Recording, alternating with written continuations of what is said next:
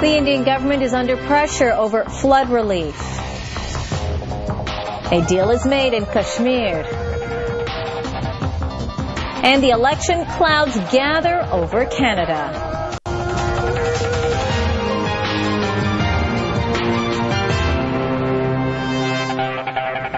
Hello and welcome to OMNI News South Asian Edition. I'm Angie Seth. In Sri Lanka, the government is reporting its forces have captured a number of outposts that were under the control of the Tamil Tiger rebels in the northern mainland.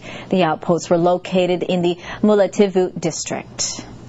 The soldiers have reportedly entered the outskirts of Malawi, while fighting has also been reported on other northern fronts. The Tamil Tigers, however, have not commented on these latest reported setbacks. But both sides routinely downplay their own casualties while exaggerating that of the other side. Fighting has intensified in recent months as rebels try to stave off losing areas controlled by them in the north to the government forces. The fighting has forced tens of thousands of people to flee from their homes.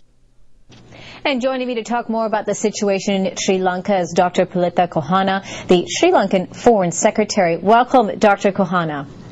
Hello. So tell me, first of all, hundreds of thousands of civilians have been displaced by the recent fighting in northern Sri Lanka. What is being done to help these people? First of all, let me say that the numbers are exaggerated beyond all measure. The numbers are nowhere near hundreds of thousands. They are probably in the thousands, but definitely not in the hundreds of thousands. But let me also say that the government has taken a series of measures to deal with the displaced persons. First of all, it has dropped leaflets all over the two districts controlled by the LTTE, inviting the people to come down to the areas controlled by the government.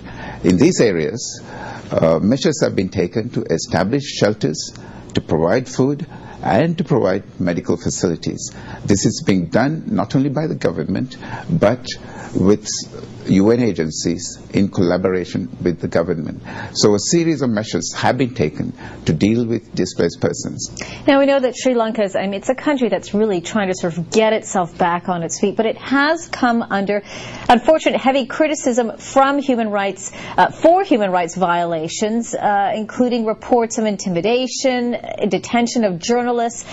Has the government addressed these issues? It is unfortunate that the focus is being directed towards the government, quite forgetting that we are fighting one of the most brutal terrorist organizations in the world, and which has so blatantly engaged in child recruitment, on the elimination of political moderates, and indiscriminately targeting civilians all over the island.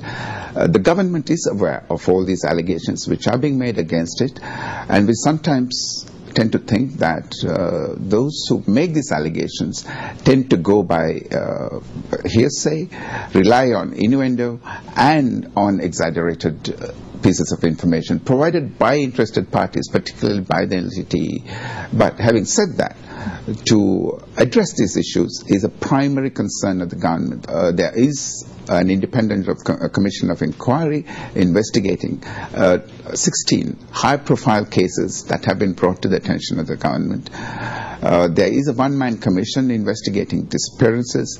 The police and the military have undergone very serious training on human rights issues. And there's, of course, first and foremost, the fact that under the Constitution, fundamental rights are guaranteed, and anyone who feels that his rights have been violated have the absolute right to go before the courts. Canada's role, do you think Canada can play a more direct role in helping settle the ethnic conflict in Sri Lanka? I think Canada's role is not direct, but indirect. There are hundreds of thousands Sri Lankans, especially the Tamil Sri Lankans, who have made Canada their home. In addition, we would also appreciate Canadian assistance in strengthening our democracy, in strengthening our democratic institutions, and also with regard to developing the country economically. Mm-hmm. Well, we're certainly, we know that there is that relationship, and we're going to continue following things as they move forward.